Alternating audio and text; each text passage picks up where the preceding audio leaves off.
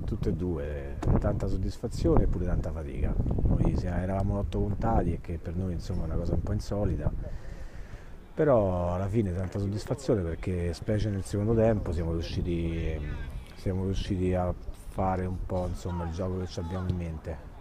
E l'arbitro penso ha fatto la partita sua, sbagliare qualche occasione a questi livelli è più che comprensibile, insomma, non mi sembra nulla di strano.